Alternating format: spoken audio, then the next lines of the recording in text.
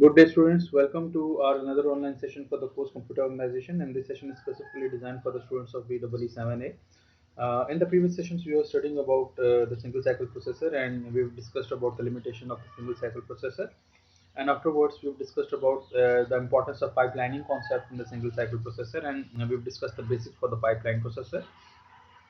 And we have seen the difference that how the clock cycle time is adjusted for the single cycle non-pipeline processor and the single cycle pipeline processor with an example. And today we'll further continue our discussion on a single cycle pipeline processor, and we'll see what are the challenges while we convert a non-pipeline processor to a pipeline processor. Although we are getting the gain in the throughput, but there are some challenges that we have to face while converting the non-pipeline system to the pipeline system. So to start with our discussion, let us first see how we're going to compute the speed up for the pipeline system. So if all the stages are balanced, by all the stages are balanced means that all the stages are consuming the same amount of time for the processing. So the time between the instruction pipeline basically is dependent upon the number of stages. So the throughput is determined by the following relationship. This is the relationship to determine the throughput. So, what is the time between the instructions non-pipeline divided by the total number of stages? So, what we have to do is we have to compute the time between the instructions in the non-pipeline system. We have to divide it with the number of stages, and that is basically the speed up, the maximum speed up which we can attain in the pipeline system. If the pipeline is not balanced, then speed up would be lesser than the above quantity which we have achieved. Speed up due to increased throughput. Basically, the latency means that time for each instruction does not decrease. Basically, so the number of stages are basically dependent upon the number of registers, how many registers we are using. Basically, that is dependent upon that thing. So number of registers are always one less than the number of stages. So if you have got the 5-stage pipeline, so the following relationship which we would use, that number of registers is equal to number of registers to make the system, the pipeline system is equal to number of stages minus 1.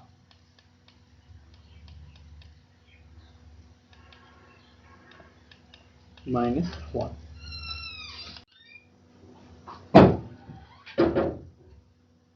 So that was the speed up basically. So maximum speed up is basically dependent upon the number of stages. So maximum speed up will always be equal to the number of stages basically.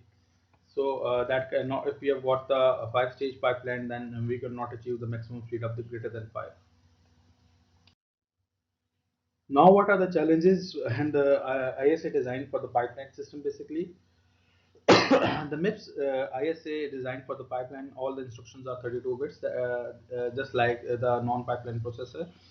Easier to fetch and decode in one cycle, just like the x86 architecture that we have the variable instruction length of 1 to 17 bytes. So this is a RISC system basically, and each instruction is encoded in a fixed size. We've got some fewer and regular number of instructions. We don't have such a variety in our ISA, or we've got simplified instructions. We can decode and read registers in one step, and load store addressing we use basically, and we can calculate the address at third stage and access the memory in the fourth stage basically. So alignment of the memory operands are basically aligned basically, and memory accesses take only one cycle to access data in the memory to write data into the memory. Now, what are the hazards? Hazards are basically the potential problems or the situation that we create a difficulty in processing the instructions, and that adds the complexity in the design. So we've got three types of hazards, or the three types of challenges that we faced in a pipeline system. That are divided into structural hazards, that is basically the resource conflict; data hazard, that depends upon the data dependency of one instruction on another; and the control hazard that arises due to the control instructions. For example, the branch equal, branch not equal instructions, they contribute to the conditional branches contribute to the control hazard. We will discuss these hazards one by one, and we will see what are the potential solutions that exist in order to avoid these hazards. hazards. So starting with the structural hazard, that is the resource conflict. Since we are multiple instructions are using the resources at the same time, so if two instructions want to use the same resource, then it's a structural hazard if you've got a single resource. So due to the resource conflict, the hazards that is introduced, that is named as structural hazard. For example, we've got a one memory port. uh, let us assume that we've got five instructions, one, two, three, four, and let me change the color. This is the fifth instruction. So the processing, let's assume that on a pipeline processor would be fetch, decode, execute, memory, and write back. The next instruction would be fetch, decode, execute, memory, and write back. The third instruction would be fetch, decode, execute, memory, and write back. And the fourth instruction would be fetch, decode, execute, memory, and write back. And the fifth instruction would be fetch, decode, execute, memory, and write back. These are the clock cycles, basically 1, 2, 3, 4, 5, 6, 7, 8, and 9, and so on and so forth. So if you just observe the fourth clock cycle, just observe this fourth clock cycle, we are performing these operations simultaneously. And let us assume that we've got one memory port in order to read and write from that port. But we've got two dedicated memory units. One is instruction memory and one is data memory. They have to use this shared port. So at a time, only one operation can be performed, either with the instruction memory or either with the data memory, because this is the limitation. We've got one memory port. So if you observe this clock cycle 4,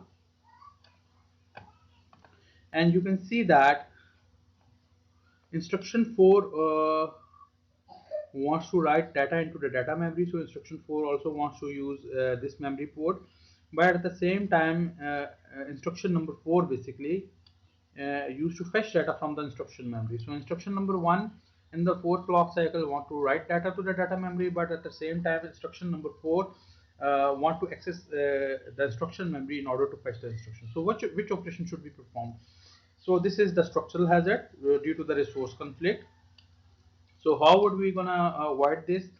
Either we could use multiple resources, we can enhance our pipeline system by use of the multiple resources, or we can stall or delay the processing of any of the instructions so that this hazard can be avoided. So that concept is known to be the bubble concept, which we will discuss in a short while.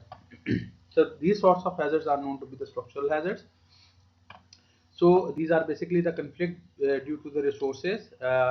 And for example, the MIPS pipeline with a single memory port, load store required data accesses, just the example which we have discussed. So pipeline data paths require separate instructions in data memory. So we could have the separate instructions in data cache, and we could have multiple resources in order to avoid the structural hazard. Now coming to the data hazard, data hazards are basically the data dependency of one instruction to another instruction. For example, consider this scenario. The add instruction updates $s naught. Basically, s naught $s naught is equal to, in this particular case, $t naught plus $t1. And instruction 2 is dependent upon the result of the instruction 1 that must be written to $s naught, since we've got a sequential flow of execution here. So if you see the pipeline system here, that the results are basically written on, if I could rename this clock cycle 1, this is clock cycle 1, this is 2, this is clock cycle 3, this is clock cycle 4, and this is clock cycle 5. So instruction 1 will write the result in 5th clock cycle, but instruction 2 requires that result on 2nd clock cycle. So the result which hasn't been computed yet is required by the instruction number 2. So what would instruction number 2 will do? Number 2 will read some garbage or some previous values and perform the operation. So in that scenario, that raises the data hazard, and the results are not reliable here in this particular case. So the data hazards are also known to be the two dependencies, and two dependencies are represented by sigma t, and which we will discuss later on in later stages. So how to avoid that? We have to delay the execution of the instruction number 2 so that the data is ready and the data can be provided to the instruction number 2. The correct data should can be provided to instruction number 2. So there are different types of data hazards. We will discuss that later on. For example, the read after write hazard, that is known to be the raw hazard. Then we got write after write hazard. Then we got write after read hazard, so on and so forth. So these are the major data hazards that can occur inside our code. So there are different ways to avoid data hazard, which we will discuss in general and not in detail later on. And we could avoid the data hazard by forwarding concept or bypassing concept. Since if you see the previous example, the result of execution is ready at the execute stage by the ALU. So why not we could forward the result to the another instruction that requires the same clock cycle. So instead of waiting for the 5th clock cycle to be result to be written back to the register file, definitely that would be written in the 5th clock cycle. We would forward the result from the 3rd clock cycle to the next instruction so that this hazard can be avoided. So that is also one possible solution, but that requires the hardware support. So we have to add some extra hardware or extra combinational logic or extra digital logic in order to address that. So definitely cost element would increase, the implementation cost would definitely increase. So we use the result when it is computed rather than we wait for the result to be written back to the register file, and we don't wait for it to be stored in a register and require extra connection in a data part. Definitely extra hardware is required in order to implement the forwarding concept. So the load can also use data hazards, can also contribute data hazards. So we can't always avoid stalls by forwarding if value is not computed when needed. So we can't forward backward in time basically. So that is a limitation. So we have to stall the pipeline definitely in that particular case. So another way to avoid stalls or delays that we can schedule our code basically or reorder our code or different ways by the different ways, and reordering can be done on the compiler level as well as with in the hardware as well. So if we can reorder the code in such a way that our basic functionality is not changed or affected, then we could avoid the stalling process. So these are the two examples for the code C code for computation of A and C. A is equal to B plus C, B plus E, and C equals B plus F. We can clearly say that A and C are totally dependent upon the variable B, and by rearranging the instructions in such a way that their functionality or our functionality is not changed, we could avoid the stalling process or procedure. Coming to the control hazards are basically caused by those instructions that can change the conditional flow of execution of the program. For example, the branch equal instruction or branch not equal instruction, and because depending upon the condition, the next instruction is determined which is needed to be executed. For example, we've got the 4 instructions here. These are the clock cycle time 1, 2, 3, 4, 5, 6, 7, 8, and so on and so forth. And the instructions are first. Let me write in general. We've got instruction number 1, instruction number 2, instruction number 3 was branch equal instruction. Then we've got instruction number 4, 5, and so on and so forth. And then we've got some label on we have to move if the condition is true. So in this particular case, instruction number 1 is fetched, then decoded, executed, memory write back. Then the second instruction is fetched in clock cycle 2, decoded, executed, memory access and write back. Then instruction number 3 is fetched, then decoded, then executed, and this is a branch instruction. When it's executed, then it's the decision that has been taken that either we have to process instruction number 4 or either we have to process the instruction that is on a label. So let us assume that the condition is satisfied, so we have to move into the onto the label, but at the same time instruction number 4 was fetched and decoded. That was not required. So this is a hazard that has been caused by the branch instructions. So what we have to do, we have to execute the instruction that was on a label, but the system automatically picks the instruction number 4 and it's already decoded uh, in the time frame in which we've known that instruction is. Basically we have to change the conditional flow of execution. So we have to flush our pipeline so that instruction number 4 should not be processed. So this is the hazard that has been caused by the control. This hazard is known to be the control hazard. So basically these are the hazard that is due to the branch instructions. So basically branch determines the flow of control. Fetching next instruction basically depends upon branch outcome, and it's not necessary that we could always fetch the correct instruction. So in that system these sorts of hazards can arise, and in the next class we will see how we would address these sorts of hazards, and there are different alternatives in order to address these sorts of hazards. So this is all for today's class and today's session. I hope so. The concept of the pipelining is much more clear now, and the challenges that arises due to converting a non-pipeline system to the pipeline system are always more are also identified by you.